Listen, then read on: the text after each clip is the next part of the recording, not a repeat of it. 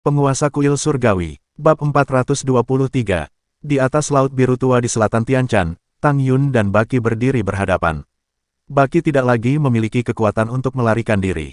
Wilayahnya telah jatuh ke tahap awal Raja Manusia. Lukanya sangat serius. Kamu benar-benar tidak ingin membunuhku.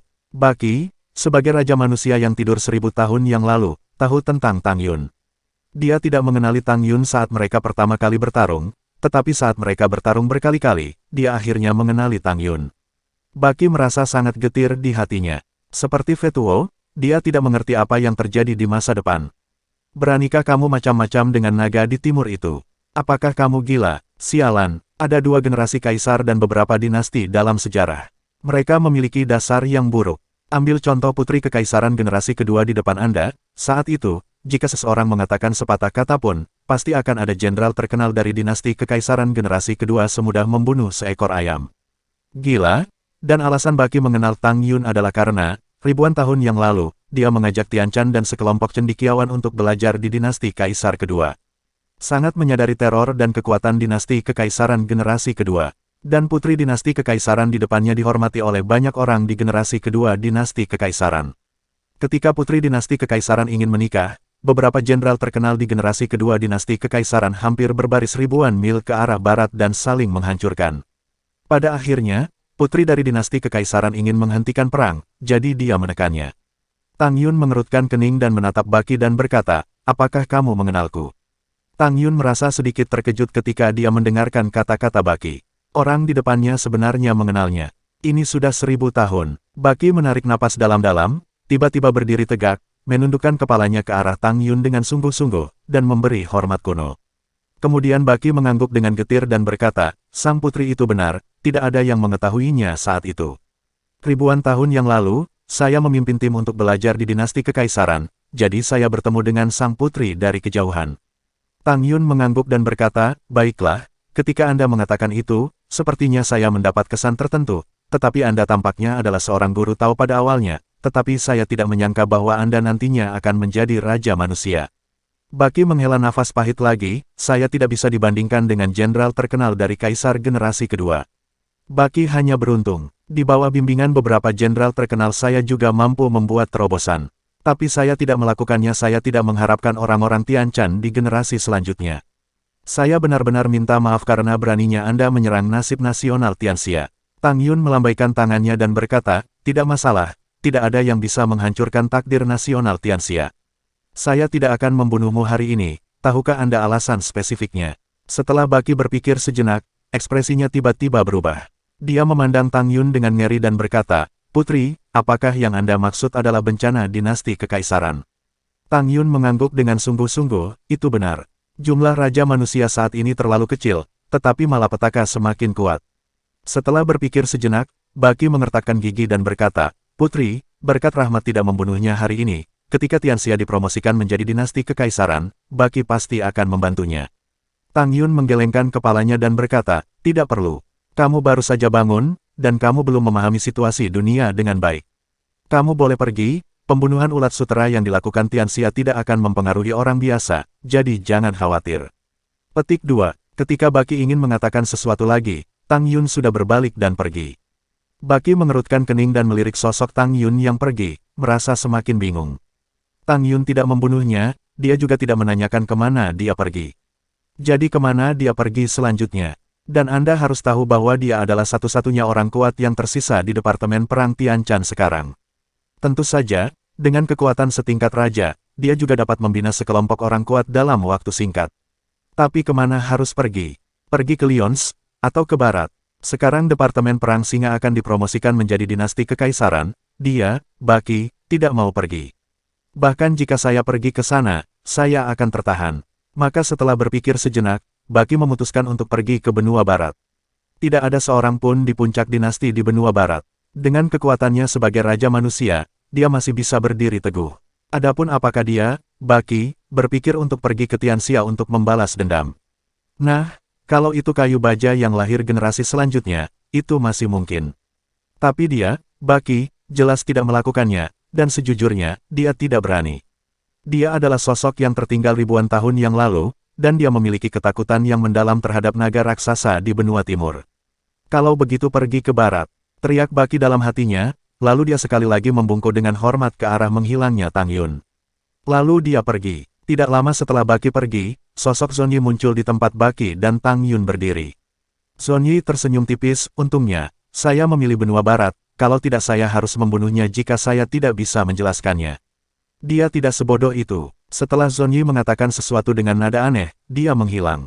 Dia mengikutinya secara diam-diam, berharap bisa menyelamatkan Raja Manusia. Dua dari mereka telah mati hari ini, terlalu cepat. Jika manusia pembangkit tenaga listrik tingkat raja jatuh terlalu cepat, itu juga akan merusak nasib dunia ini.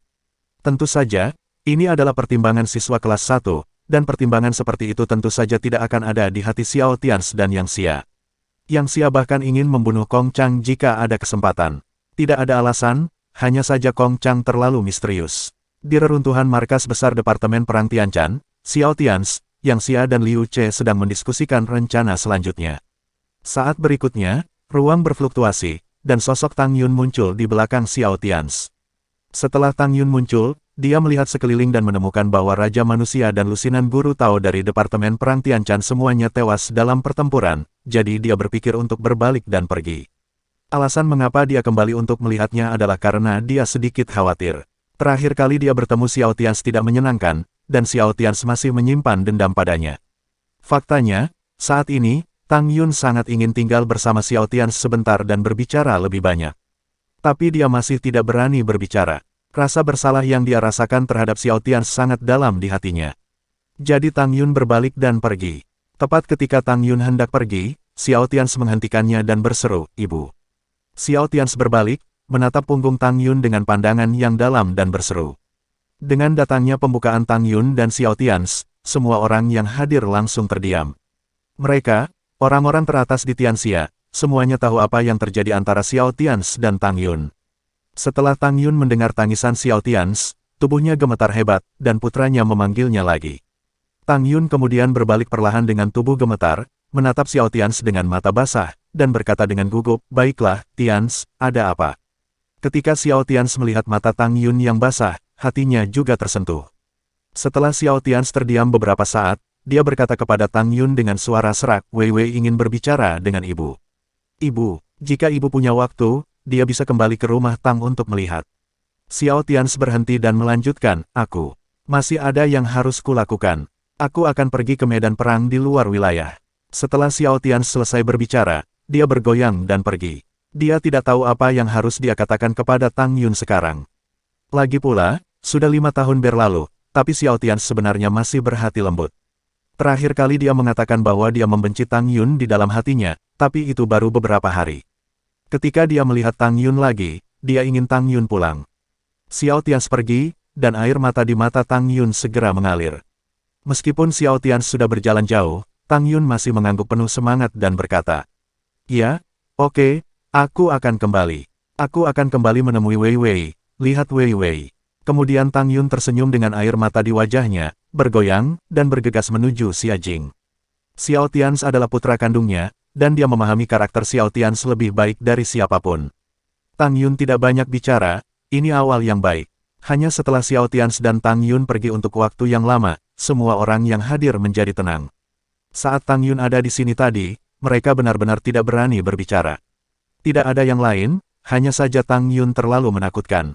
Hal paling menakutkan tentang Tang Yun bukan hanya dia adalah orang kuat yang tak terkalahkan di tahap akhir Raja Manusia, tetapi juga karena dia bisa mengajari putra Raja Manusia, seorang jenius tiada taraf yang telah mengikuti jalan Raja Manusia. 10 menit kemudian, Kong Xuan, yang lukanya sudah stabil, tiba-tiba muncul di depan Yang Xia dengan mengenakan jubah compang camping. Dia mengikuti teladan Yang Xia dan melihat ke arah kepergian Tang Yun. Yang Xia memandang Kong Xuan dengan tatapan yang sangat aneh, dan berkata sambil bercanda, "Apakah ada yang salah, Tuan Muda Istana?" Kong Xuan menggelengkan kepalanya dan berkata, "Tidak apa-apa, saya hanya ingin merasakan apa yang dapat Anda lihat di mana Anda baru saja berdiri." Kata Kong Xuan sambil meniru Yang Xia dan melihat ke kejauhan, seolah-olah dia benar-benar mengerti sesuatu telah tiba. Yang Xia terkejut saat mendengar ini. Apa yang terjadi dengan si idiot ini? Sepertinya ada sesuatu yang salah dengan dirinya. Di masa lalu, Kong Xuan, sebagai Tuan Muda Akademi Seji, selalu menarik dan tidak dapat diprediksi. Namun hari ini sangat berbeda. Jadi Yang Xia tidak bisa menahan diri untuk tidak melirik Mo Qian di kejauhan. Sudut mulut Mo Qian bergerak-gerak beberapa kali, dan dia menundukkan kepalanya karena malu. Agak memalukan, Anda masih dalam tahap awal kaisar sejati, oke. Meskipun Xiao Tians juga seorang kaisar sejati berbeda dengan kaisar sejati, oke. Mereka sudah menjadi raja pembunuh, mengapa Anda datang untuk ikut bersenang-senang? Mo Qian diam-diam menghela nafas di dalam hatinya, tidak ingin mempermalukan Kong Xuan lagi, jadi dia berlari ke Yang Xia dan berkata, Tuan Sekte Yang, Tuan Muda Istana kita, Dia telah dirangsang baru-baru ini, jadi jangan jadilah terkejut. Kami akan membawanya kembali untuk berobat sekarang, kamu sibuk, kamu sibuk. Yang Xia menatap Mo Qian dengan penuh arti. Mo Qian selalu bersikap dewasa dan bijaksana. Jadi dia tersenyum dan mengangguk. Yang Xia juga salah satu orang terbaik di dunia. Haha, oke, jaga baik-baik Tuan Muda Istana. Dia adalah putra beruntung dari generasi Tianxia. Hehe, Yang Xia berkata kepada Mo Qian sambil tersenyum. Wajah Mo Qian lau memerah, tetapi Yang Xia adalah raja manusia dan pemimpin sekte. Dia adalah pahlawan tiada taraf yang mengintegrasikan ribuan sekte tersembunyi di Tianxia, jadi dia tidak berani mengatakan apapun. Jadi dia mengangguk karena malu dan mencoba menarik Kong Xuan menjauh. Tetapi sebelum Mo Qian mengambil tindakan apapun, Kong Xuan memandang Yang Xia seolah-olah dia adalah orang kepercayaannya, mengangguk dengan serius dan berkata, apa yang dikatakan Yang Sun masuk akal, dan saya setuju dengannya. Apa-apaan ini? Mo Qian di sebelah Kong Xuan terkejut saat ini. Tidakkah kamu mendengar bahwa mereka mengejekmu? Pada saat ini, Kong Xuan juga merasakan ada yang tidak beres dengan Mo Qian, jadi dia menoleh ke arahnya dengan curiga dan bertanya, Din Mo, ada apa denganmu? Bukankah aku putra Tianxia yang beruntung di generasi ini? Mo Qian membuka mulutnya lebar-lebar dan menatap Kong Xuan dengan kaget. Saya terdiam untuk waktu yang lama. Saat ini, Mo Qian benar-benar menyadari apa yang dia katakan. Pepatah yang sangat populer di dunia ini adalah, selama aku tidak malu, kamulah yang malu. Kong Xuan mengabaikan Mo Qian, tetapi terus menoleh ke Yang Xia sambil tersenyum dan berkata, Yang Sun, aku akan pergi sekarang. Sampai jumpa di masa depan. Ketika Kong Xuan berbicara dengan Yang Xia, sikapnya sama persis dengan Yang Xia. Ya, nada dan ekspresinya persis sama seperti saat Xiao Tians sedang berbicara dengan Yang Xia tadi. Namun, yang tidak diketahui Kong Xuan adalah semua orang yang hadir, termasuk Tai Yin, Liu Che dan lainnya, termasuk Mo Qian dan lainnya, memandangnya dengan sangat aneh. Apakah kamu serius? Kapan Anda bisa sejajar dengan pria kejam seperti Yang Xia? Pada saat ini, yang lain baik-baik saja, tetapi Mo Qian sangat ketakutan hingga dia berkeringat dingin. Karena Mo Qian telah merasakan bahwa Ki dari 9 manusia setengah langkah ahli tingkat raja dari Sekte Liang, Tai Yin, Yang Li dan lainnya telah mengunci dirinya.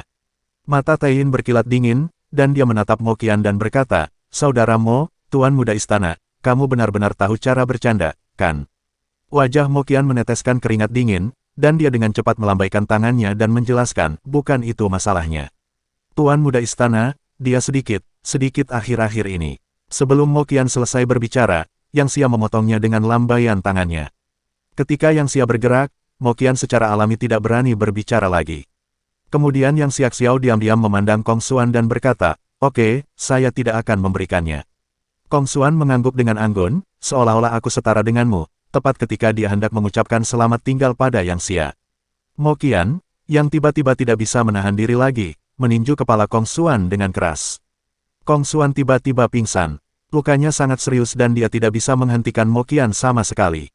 Setelah Mo Qian membuat Kong Xuan pingsan, dia langsung merasa jauh lebih santai. Enak sekali, Mo Qian mau tidak mau berkata. Nah, ketika Mo Qian menemukan Yang Xia dan yang lainnya sedang menatapnya dengan setengah tersenyum. Wajah tua itu mau tidak mau merasa sangat malu. Kemudian, tanpa menoleh ke belakang, dia meraih salah satu kaki Kong Xuan dan menghilang dari pandangan semua orang. Lagi pula orang kuat dari Akademi Seji pergi. Yang Xia tidak bisa menahan senyum di wajahnya, dan bergumam, anak ini lahir di era yang sama dengan Xiao Tians.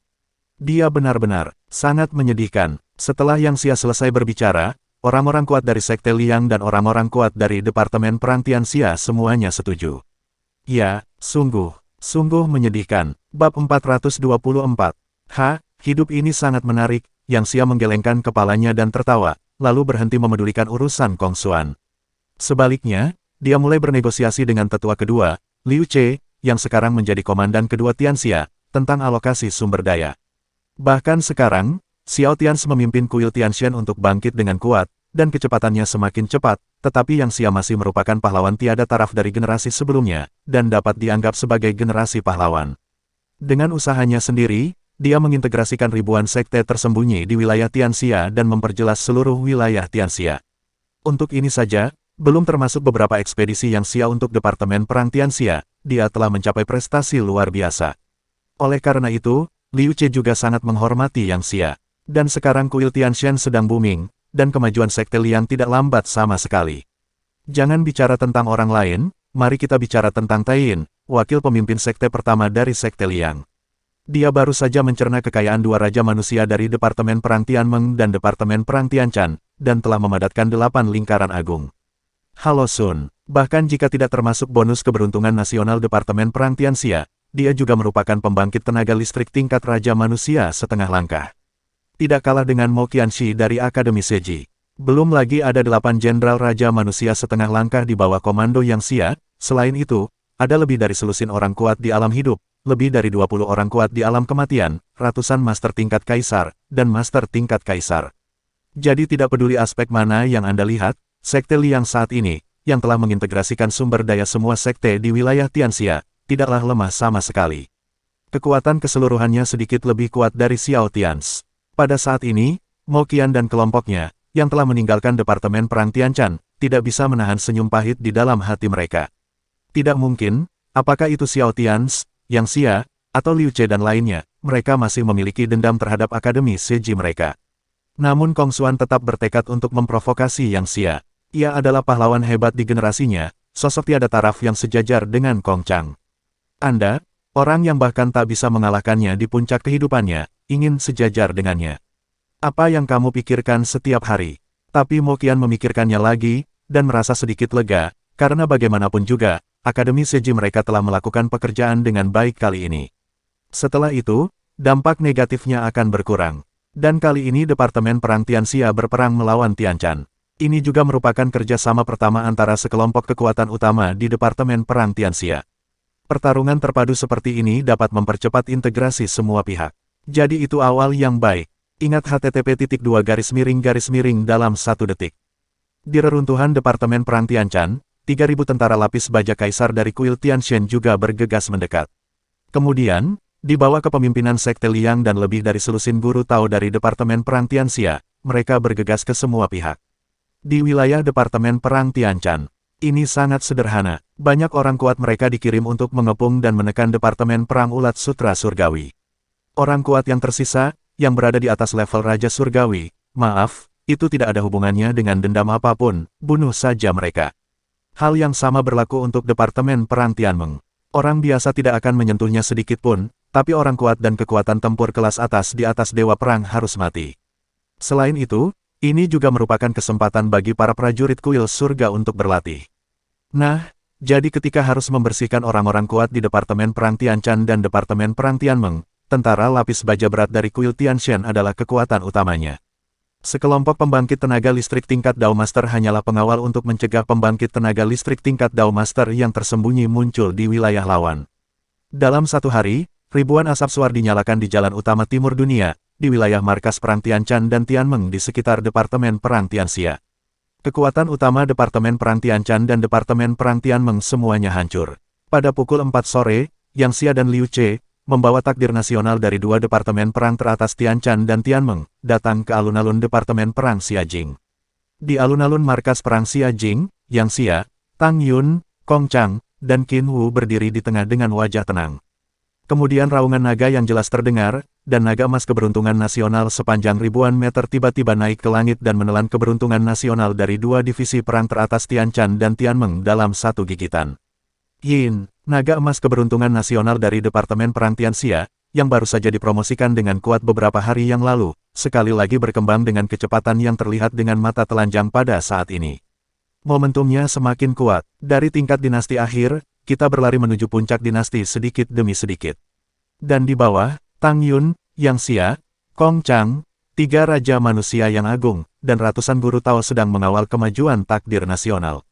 Semua orang tahu saat kekayaan nasional Tianxia mencapai puncak dinasti. Di dunia sekarang ini, Tianxia benar-benar sejajar dengan Lyons, dan tidak lagi lebih lemah dari Lyons War Department. Tentu saja, Tidak ada kejutan ketika kekayaan nasional Departemen Perang Tianxia kembali dipromosikan. Departemen Perang Singa jauh di benua tengah dunia, macan hitam, beruang besar, elang besi, ular perak, dan baki yang melarikan diri di benua barat dunia juga merasakan takdir nasional Tianxia Departemen Perang. Bau promosi lagi. Banyak kekuatan besar di luar wilayah tetap diam. Promosi nasional Departemen Perang Tianxia persis sama dengan promosi Xiao Tians, terus maju. Saat ini, banyak kekuatan di dunia yang justru merasa menyesal. Saya menyesal bahwa saya seharusnya tidak menindas Departemen Perang Tianxia sebelumnya. Justru karena penindasan mereka yang berulang-ulang, naga tidur dari Departemen Perang Tianxia terbangun dengan kegembiraan. Kemudian orang-orang terus membuat kemajuan besar. Jadi hari ini, tidak ada lagi yang berpikir untuk bermain melawan Tianxia, tetapi situasi antara kedua belah pihak telah mengalami perubahan yang paling besar. Mulai sekarang, mereka harus selalu waspada terhadap masalah Tianxia. Orang yang paling merasakan hal ini adalah Departemen Perang Elang Besi dan Departemen Perang Ular Perak di benua barat dunia. Di dalam hati mereka merasa bahwa mereka sendiri telah mengembangkan musuh yang menakutkan bagi diri mereka sendiri. Tapi tidak ada yang namanya obat penyesalan. Prajurit Elang Besi dan Ular Perak hanya bisa menghancurkan gigi mereka dan menelannya di perut. Pada saat yang sama, Yang Xia dan yang lainnya kembali ke Xia Jing untuk mengawal promosi nasional. Xiao Tians juga datang ke medan perang di luar wilayah. Setelah beberapa hari, kami kembali ke medan perang di luar wilayah. Xiao Tians mengobrol sebentar dengan Qian Mian, lalu pergi ke lapangan es di ujung utara medan perang luar. Di sanalah markas sekelompok pembunuh. Begitu Xiao Tians tiba di sana, sekelompok ahli tingkat Master Dao dari sekelompok pembunuh luar, dipimpin oleh Mo Qiyu, bergegas keluar untuk menemui dan menyambutnya. Di atas lapangan es, Mo Qiyu dan sekelompok pembunuh kuat yang berdiri di belakangnya membungkuk kepada Xiao Tians dan membungkuk dalam-dalam, "Salam, Xiao Zun." Xiao Tians tidak menghindari kunjungan mereka, dan sekarang kekuatannya sudah terlihat di sini. Jadi dia hanya mengangguk pada Mo Qiyu dan orang-orang kuat itu. Mo Qiyu melirik Xiao Tians dengan mata yang sangat rumit, lalu berkata kepada Xiao Tians, "Xiao Zun, kami telah berdiskusi lama akhir-akhir ini, dan kami telah memutuskan bahwa mulai sekarang, semua kelompok pembunuh ekstrateritorial kami akan melakukannya. Terserap, jangan terburu-buru, ayo kita bicara nanti." Sebelum Mo Qiyu selesai berbicara, Xiao Tians memotongnya dengan lambaian tangannya. Saat berikutnya, sosok Xiao Tians muncul di depan Ling. Topeng Zero dilepas, memperlihatkan wajah yang sangat tampan.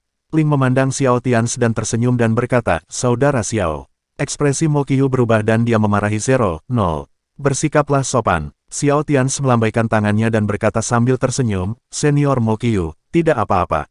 Mari kita bahas urusan kita sendiri. Saudara Ling telah membantuku sebelumnya. Kita adalah saudara, kita adalah teman." Ekspresi Mo Qiyu menjadi lebih rumit, dan dia tidak mengatakan apapun pada akhirnya. Xiao Tians memandang Ling dan berkata sambil tersenyum, "Jalan kaisar sejatimu harus sama dengan jalan Kongsuan.